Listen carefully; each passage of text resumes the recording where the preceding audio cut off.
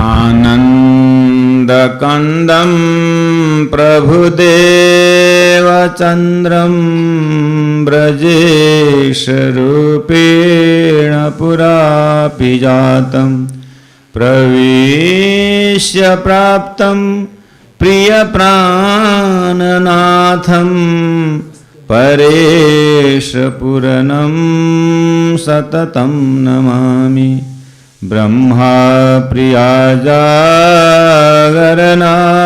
जातः सर्वस्वपाता भवसिन्धुत्राता विज्ञानदाता निजधर्मधाता दिनैकबन्धो शरणं प्रपद्ये दिनैकबन्धो शरणं प्रपद्ये। कृष्ण कन्हैया लाल की जय। बोलो श्री प्राणनाथ प्यारे की जय। सद्गुरु महाराज की जय। आनन्दकन्दं प्रभुदेवचन्द्रं ब्रजेशरूपेण पुरापि जातं प्रवेश्य प्राप्तं प्रियप्राणनाथं परेशपुरनं सततं नमामि। ब्रह्मा प्रियाजागरणाय जातः सर्वस्वपाता भवसिन्धुत्राता विज्ञानदाता निजधर्मधाता दिनैकबन्धो शरणं प्रपद्ये दिनैकबन्धो शरणं प्रपद्ये। कृष्ण कन्हैया लाल की जय।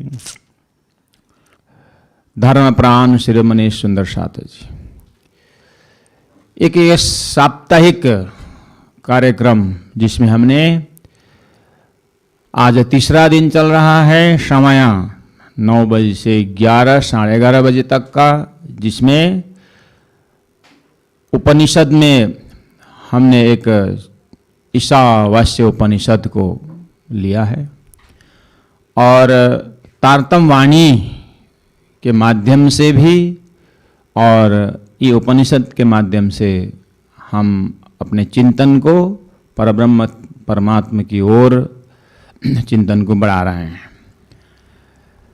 हम ये मंत्र को उच्चारण करने जा रहे हैं, आप लोग साथ दीजिएगा। ईशावास्यमिदं सर्वं यत्किंच जगत्यां जगत् तेन त्यक्तेन भुञ्जीथा मा गृधः कस्वस्विद्धनम्।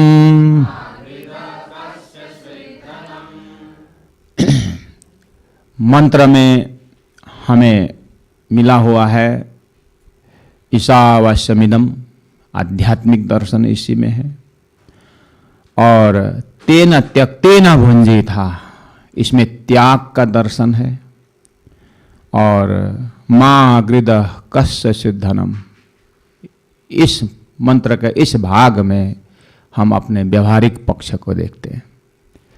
कितना सुंदर व्यवस्था है ऋषियों को कि मनुष्य होकर के संसार में आने के बाद पशु और मनुष्य में कितना फर्क है, क्या फर्क है, मनुष्य जीवन का उद्देश्य क्या है, इन सारी बातों को सभी ने चिंतन करते हुए हमें पहुंचाया है इस अवस्था में कि अपने नज़र, अपना भाव, अपने चिंतन और चैतन्य का विकास का पराकाष्ठ दर्जा में पहुंचा करके ब्रह्म के साथ उस ब्रह्मानंद,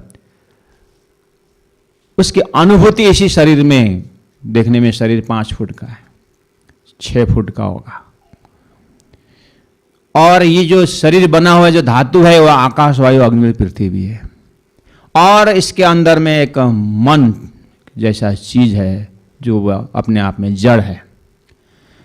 और मन को भी नियंत्रण में रखने वाला और एक फैकल्टी है जिसको बुद्धि कहा जाता है, वो भी जड़ है। लेकिन ये जड़ होते हुए भी चेतन के स्पर्श से ये भी एक लाइव, एक जीवन बना हुआ है।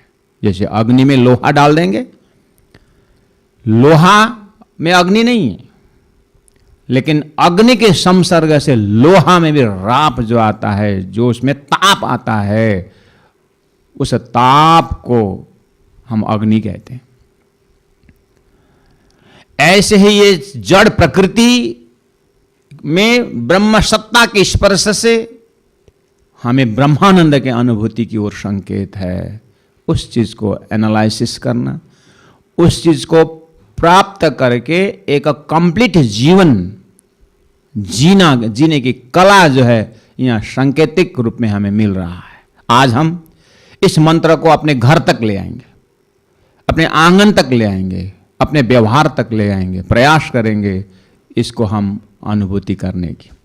जब ईशावास्यमिदं सर्वम, सभी में परमात्मा है, ये तो थ्योरेटिकल हुआ, प्रैक्टिकल में हो रहा है कि नहीं हो रहा है? या अनायास से अनजाने में हम कहीं ऋषि तो नहीं, हम स्वयं ऋषि तो नहीं है।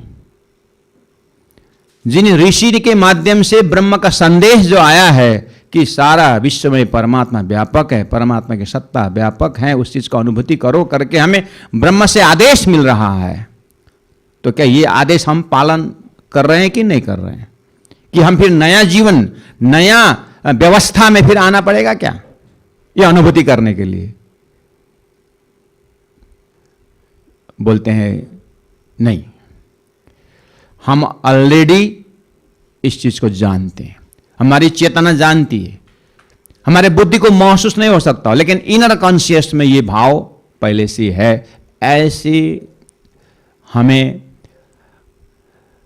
उपदेशों में मिला हुआ है, उसको हमको होश में आकर के जीवन में अनुभव करना है। उदाहरण, ये सबसे बड़ा आनंद होने का सूत्र है कि सर्वम शब्द में क्या क्या आता है? ईशावास्यमिदं सर्वम शब्द, खाली सर्व, ऑल, सर्वे भवन्तु सुखिनः, वेद का ही मंत्र है। महामति प्राण जी ने कहा सुख शीतल करो संसार। प्राण जी का संसार कितना बड़ा है?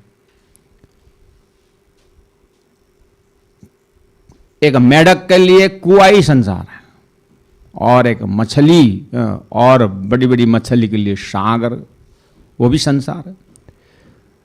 प्राण जी ने कहा सो तेता ही बोलिया, जो गया जहां लो चल, अपने अपने मुख से जाहिर करे मजल। अपनी अपनी पहुंच के हिसाब से दुनिया में ज्ञान आया है, ज्ञान दिया गया है, तो इस सर्वम में कितना समाता है? सर्वे भवन्तु सुखिनः जो मंत्र आया, वही चीज यहां पर ईशावास्यमिदं सर्वम। प्राण जी ने कहा सुख शीतल करो संसार, तो ये सर्वम में कितना समाता है? आखिर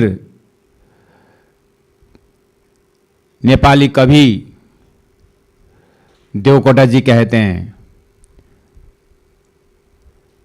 मानिस ठुलो दिलले हुन्छ जातले हुँदैन। मानिस ठुलो दिलले हुन्छ जातले हुँदैन।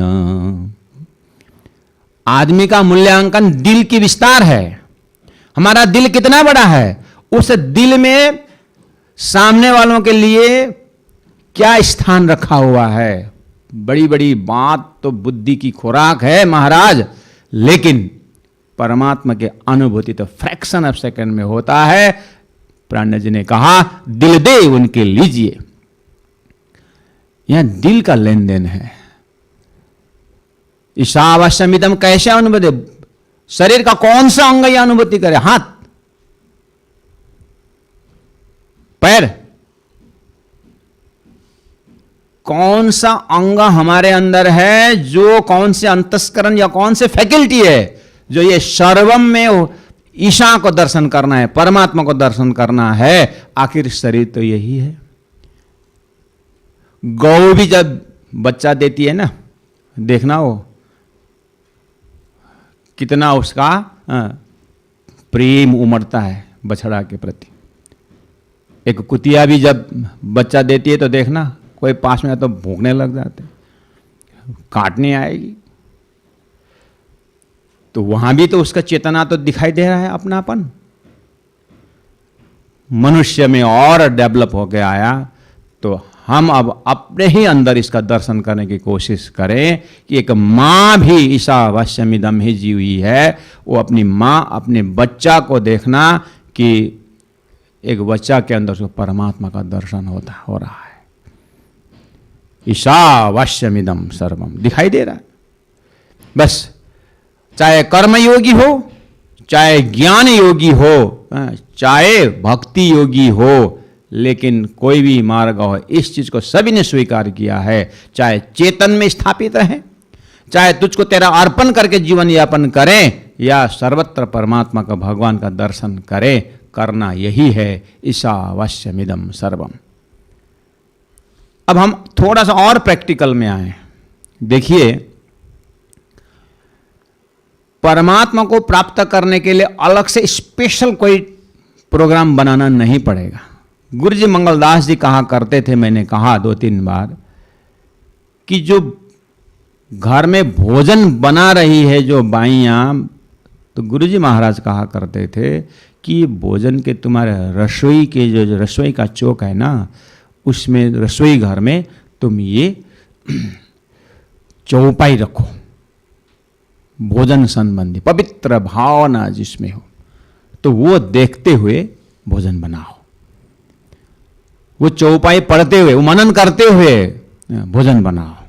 गुरुजी का इनोसेंट प्रोग्राम, उसमें कोई लॉजिक दिया, पूछा भी नहीं उनको, गुरु आज्ञा गरी ऐसी किए उन्होंने। लेकिन गुरुजी की भावना वो है कि यह परमात्मा का नाम है, और ये भावना उस भोजन में जाएगा, और जो भोजन ग्रहण करेगा उस भोजन में ये प्रसाद बन जाएगा, और जो प्रसाद ग्रहण करेगा तो उसकी बुद्धि परमात्मा की ओर खींचा जाएगा। अन्नम ब्रह्म करके कहा है, अन्न में ब्रह्म भाव देखना है। मनो ब्रह्म करके कहा है, मन में ब्रह्म को दर्शन करना है। यानी गीता का सारा सार में जो है, भगवान कहते हैं कि यहां भी मैं हूं, वहां भी मैं हूं। कोई ऐसा तत्व ही उन्होंने नहीं छोड़ा जिसमें भगवान नहीं है। और अभ्यास करने वालों ने करके बहुत आनंदित भी हुए। तो एक किसान भी बैल का सेवा कर रहा है। भगवान श्री कृष्ण ने गोवर्धन की पूजा करवाई, इंद्र की पूजा छोड़वा दी। यहां क्या संकेत मिल रहा है?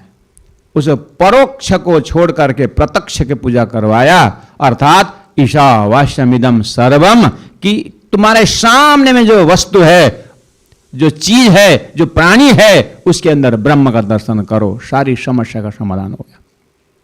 जब हम, एक मां एक बच्चा के अंदर जो भी देख रही हो, अपना ही पति का अंश देखें या अपने ही प्राण से प्यारा तत्व देखें, तो सामने में कुछ देखने के अभ्यास तो है ही। ऐसे तो मां का वात्सल्य था, बच्चा तक नहीं पहुंचा।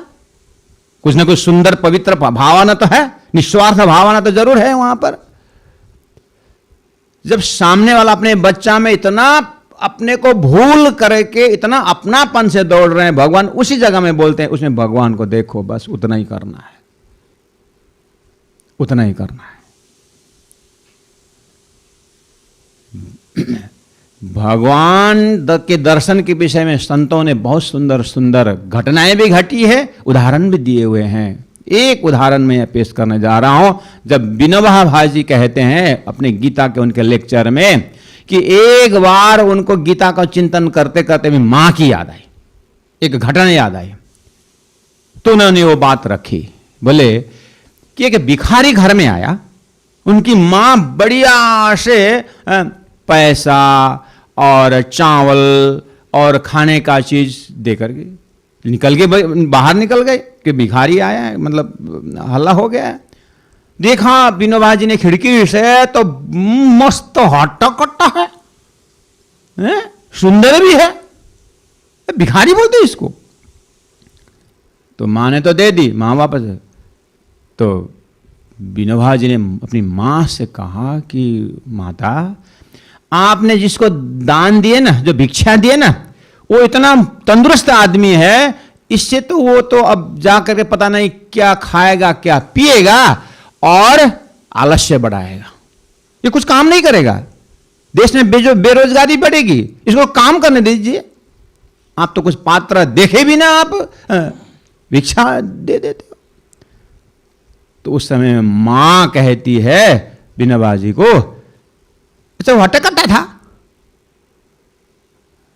मैं तो भगवान समझ करके दे दिया, वो तो आप परमेश्वर देखा, तो हमने परमेश्वर मेरे घर में अन्न मांगने के लिए आए तो मैंने दे दी।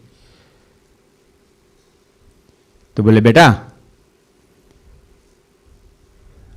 हमारा काम मूल्यांकन करना नहीं है, वो भिक्षुक तेरे नजर में दिखाई दिया, मुझे तो भगवान दिखाई दे। विनोबा जी कहते हैं मैंने जीवन भर इसका उत्तर नहीं मिला मुझे, और आगे कहा मैंने जीवन में, कहते हैं कि मेरा गीता भी यहीं पूर्ण होती हुई और मेरा उपनिषद भी यहीं पूर्ण होती हुई।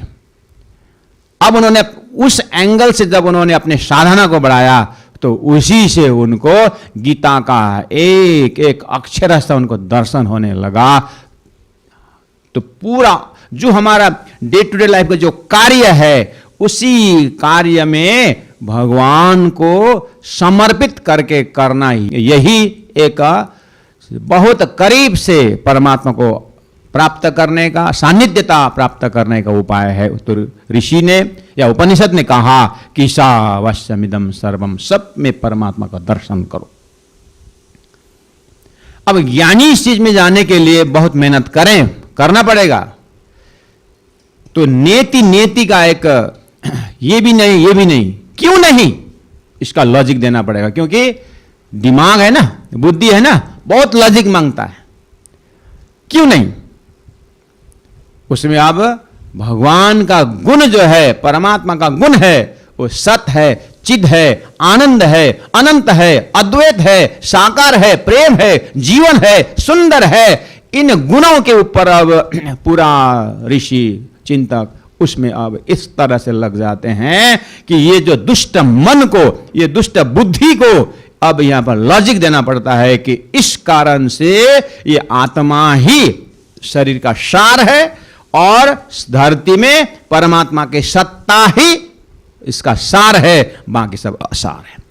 ये दिमाग का खुराक को देना पड़ता है, ये फैकल्टी, इस मन और बुद्धि रूपी पर्दा को फाड़ करके, पार करके उस तरफ ब्रह्म का दर्शन करना है। इसलिए सुक्ति तो आ गई कि ईशावास्यमिदं सर्वम, लेकिन पहुंचने के लिए रास्ता में बहुत उबड़ खाबड़ है, बहुत अप्स एंड डाउन, इसको पार करके, हडल्स को पार करके एक जीव उस ब्रह्म का दर्शन करता है।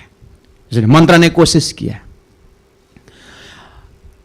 इस तरह से सर्वत्र एक किसान एक बैल को जो सेवा कर रहा है, वो किसान का बैल जो है महादेव के नंदी से कम नहीं है, ये भाव क्रिएट करना है। क्योंकि ये बैल जो है धरती को जोतता है और उसमें अन्न उगाता है, तो बैल के अंदर कौन बैठ करके हल चला रहा है, कौन इस बैल के अंदर शक्ति कौन प्रदान कर रहा है, वो परमात्मा ही है। गौ के अंदर बैठ करके दूध कौन दे रहा है, परमात्मा ही दे रहा है। पेड़ के अंदर रह करके, जमीन के अंदर रह करके इतना सुंदर फल रसदार कौन दे रहा है, सब परमात्मा ही तो दे रहे हैं। और ये हरा हरा घास जो एक बच्चा ने दूसरे बच्चा को पूछा तेरा भगवान क्या करता है, बोला मेरा भगवान कुछ नहीं करता है, काली गौ को हरा घास खिलाता है और सफेद दूध देता है, मेरा भगवान यही करता है। कितना सुंदर छोटा सा व्याख्या है कि वास्तव में परमात्मा का दर्शन कैसे करें। एक मां जब बच्चा के अंदर कुछ ना कुछ देखती है तो उसी चीज को कमरे के अंदर से इतना फैलाएं कि पूरा विश्व वसुधैव कुटुंबकम, सारा विश्व ही मेरा परिवार है। इतने कहने में क्या जाता है, कम से कम कहने तो सीखें, उपनिषद संकेत कर रहा है। और महामती कहते हैं प्राण जी वाणी में कि आकार तो भले पशु था अपन पशु मन जियो तेज, अंदर में उसका तेज शक्ति का दर्शन करो। किसका है वो तेज, किसका है? पंखा घूम रहा है, वो ब्लेड नहीं घूम रहा है, उसके अंदर करंट है। हम एनालिसिस कर सकते हैं, आराम से देख सकते हैं। तो क्यों नहीं हम इस प्रत्येक प्राणी के अंदर परमात्मा का दर्शन क्यों ना करें? इस चीज को कटिबद्ध होकर के, इस चीज को हृदय में पूरा पूरा भाव और भक्ति और श्रद्धा और विश्वास के साथ जब हम निकलेंगे, जब हम अपने दिनचर्या में उतरेंगे, तो फिर देखना उसका मजा कुछ और होता है। वही टीचर, वही गुरु, वही टीचर जब स्कूल में प्रवेश करते हैं, जब स्कूल के अंदर प्रवेश करते हैं, तो वो अपने पैसा को देख करके, अपने मंथली सैलरी को देख करके स्कूल के अंदर घुसना नहीं है। होगा स्कूल मैनेजमेंट के साथ उनका तालमेल नहीं खा रहा हो, लेकिन विद्यार्थी के अंदर तो परमात्मा विराजमान है।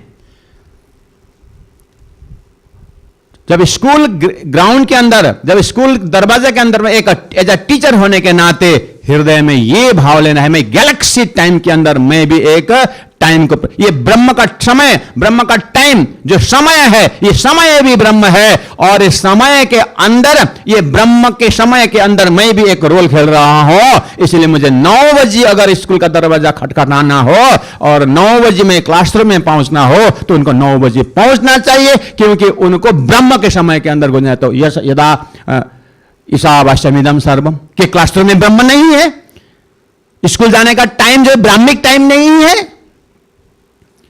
अगर हम किसी ऑफिस में जा रहे हैं, हम एक समाज का रेस्पेक्टेड पर्सनालिटी, यदि हम एक राजनीति लीडर हूं, तो मुझे समाज ने प्रतिनिधि करके मुझे देश में खड़ा किया है, तो मेरा धर्म क्या है? तो उसमें स्वधर्म का ज्ञान होना चाहिए कि मैं ऑफिस मुझे कितने बजे जाना है।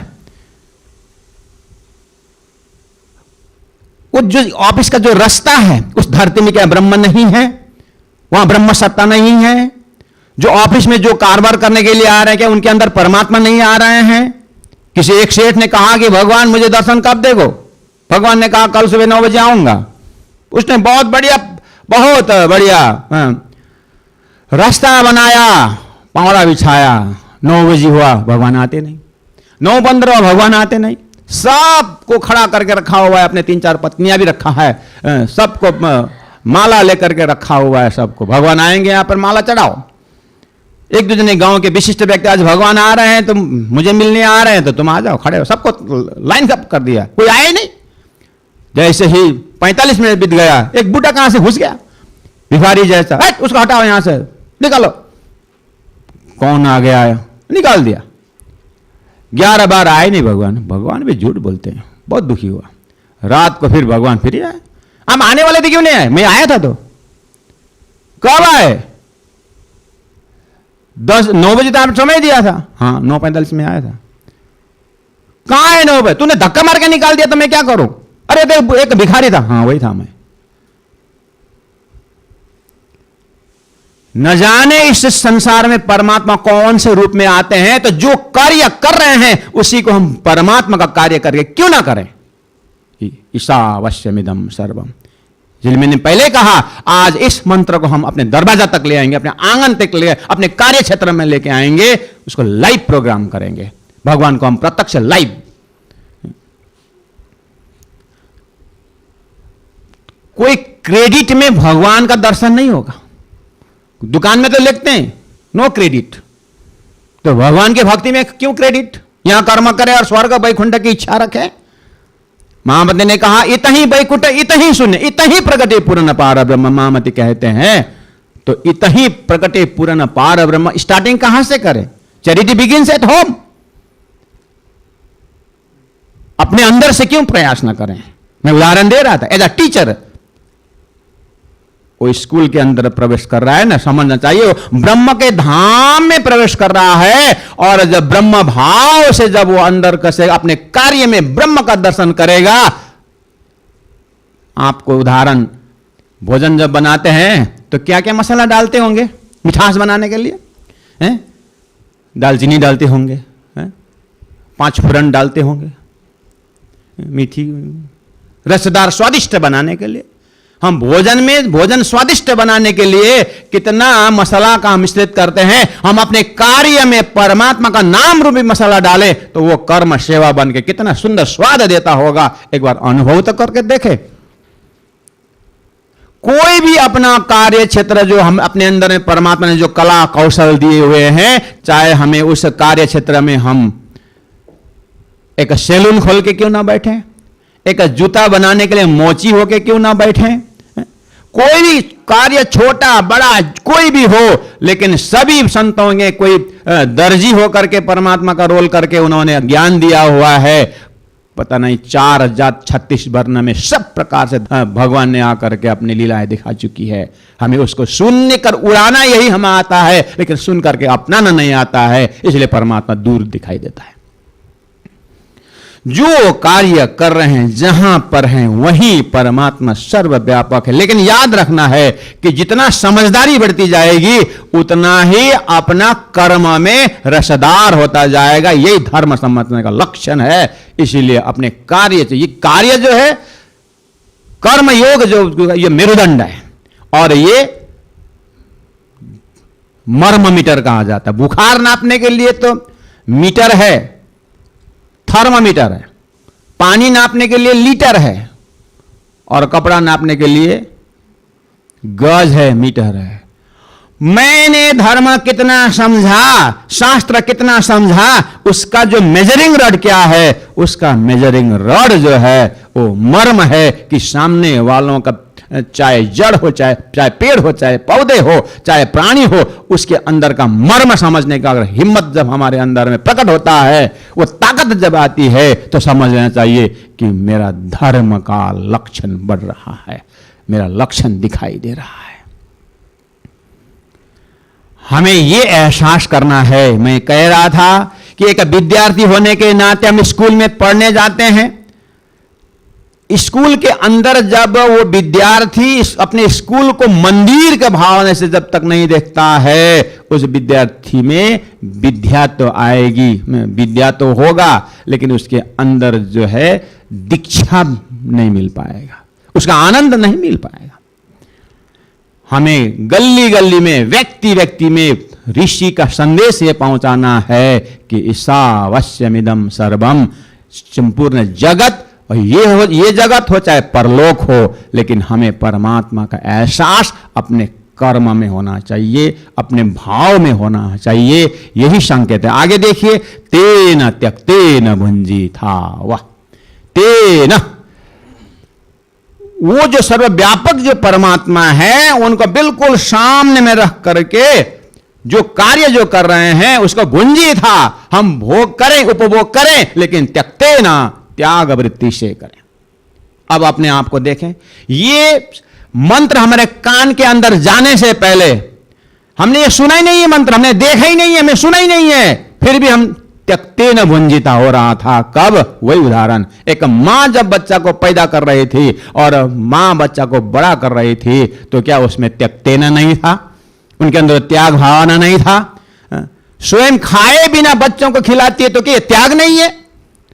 इसके लिए कौन सा वेद चाहिए? यहां पर ये पंचम वेद है, उनका अंदर का अनुभव का आवाज है वो, तो पहले से हम मेंटेन कर रहे हैं, उसको होश में क्यों ना करें? बस इतना ही है कि बच्चा को त्याग भाव से जो कर रहे हैं उसी चीज को इतना बड़ा बनाएं, जो भी कर्म है कर्म में त्याग भाव आ जाए, परमात्मा में समर्पण भाव आ जाए, उसी को मैच्योरिटी कहा जाता है। सतगुरु महाराज की जय। ईशावास्यमिदं सर्वं यत्किंच जगत्यां जगत् तेन त्यक्तेन भुंजीथा मा गृद कस्य स्वेद धनम, मा गृद कस्य स्वेद धनम। बोलो श्री प्राणनाथ प्यारे की। पूर्णमदः पूर्णमिदं पूर्णात् पूर्णमुदच्यते पूर्णस्य पूर्णमादाय पूर्णमेवावशिष्यते। बोलो श्री प्राणनाथ प्यारे की जय। तीनों धाम की जय। गुरु जी 108 मंगलदास महाराज की जय। प्रणाम।